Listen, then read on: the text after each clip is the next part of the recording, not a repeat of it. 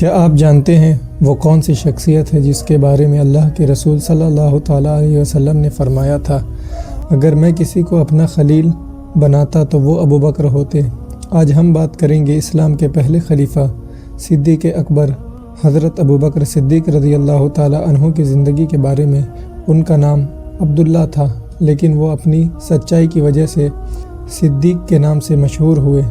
حضرت ابو بکر صدیق رضی اللہ تعالیٰ عنہ مردوں میں سب سے پہلے اسلام قبول کرنے والے شخص تھے۔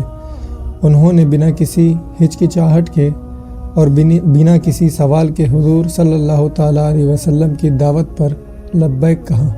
اللہ کے رسول نے فرمایا، میں نے جس کسی کے سامنے اسلام پیش کیا اس نے مجھ سے کچھ نہ کچھ سوال کیے، مگر میں نے جب ابو بکر کے سامنے اسلام پیش کیا تو انہوں نے بنا سوال کے اسلام قبول کیا۔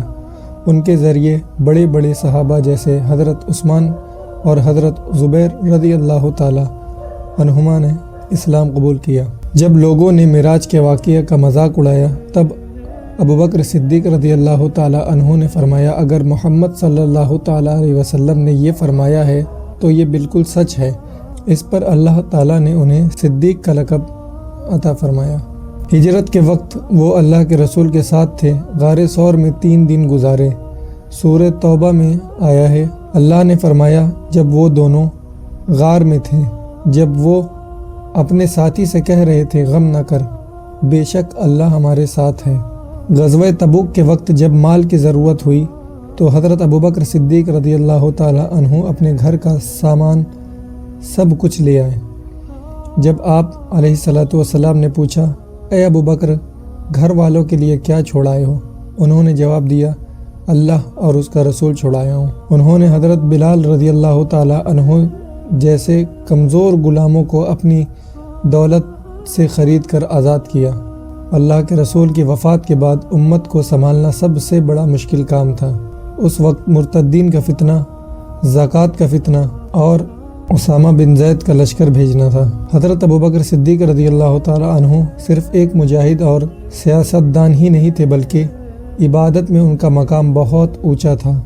وہ بہت نرم دل تھے اور قرآن پڑھتے وقت اکثر وہ رو دیا کرتے تھے۔ حضرت عائشہ صدیقہ رضی اللہ تعالیٰ عنہا فرماتی ہیں، میرے والد بہت رونے والے شخص تھے۔ جب وہ نماز میں قرآن پڑھتے تو ان پر رقت طاری ہو جاتی۔ اس میں ہمیں سیکھ یہ ملتی ہے کہ دنیا کے بڑے کاموں کے ساتھ ساتھ اللہ سے تعلق مضبوط ہونا کتنا ضروری ہے۔ حضرت ابوبکر صدیق رضی اللہ تعالیٰ عنہ کے دور میں مسلمہ کذاب کا فتنہ اٹھا۔ انہوں نے اس کے خلاف جنگ کی جسے ہم جنگ یمامہ کے نام سے جانتے ہیں، جس میں بہت زیادہ تعداد میں حفاظ شہید ہوئے۔ حضرت عمر رضی اللہ تعالیٰ عنہ نے مشورہ دیا کہ قرآن کو ایک جگہ لکھ کر محفوظ کر لیا جائے۔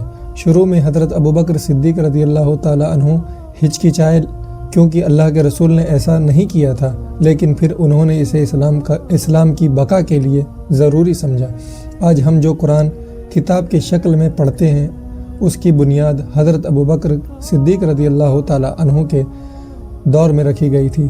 خلیفہ بننے کے اگلے ہی دن وہ کپڑے کی تھان لے کر بازار جا رہے تھے تجارت کے لیے۔ حضرت عمر نے روکا اور کہا کہ اب آپ پر امت کی ذمہ داری ہے۔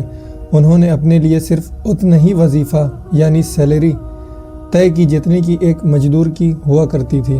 وفات سے پہلے انہوں نے وصیت کی کہ ان کی ملکیت میں جو اضافی چیزیں ہیں جیسے اونٹ، کپڑا، وہ بیت المال میں واپس کر دیا جائے گا۔ ایسے تھے ہمارے صدیق اکبر رضی اللہ تعالیٰ عنہ، جن کے لیے حضرت عمر نے روتے ہوئے کہا تھا، اے ابو بکر، آپ نے اپنے بعد آنے والے خلیفہ کے لیے ایک بہت مشکل مثال قائم کر دی ہے۔ حضرت ابوبکر صدیق رضی اللہ تعالیٰ عنہ نے صرف 2 سال اور کچھ مہینے حکومت کی، لیکن اسلام کی بنیاد کو لوہے کی طرح مضبوط کر دیا۔ ان کی وفات پر انہیں روضہ رسول میں جگہ ملی۔ ان کی زندگی ہمیں سکھاتی ہے کہ ایمان صرف بولنے کا نام نہیں، بلکہ سب کچھ قربان کر دینے کا نام اسلام ہے۔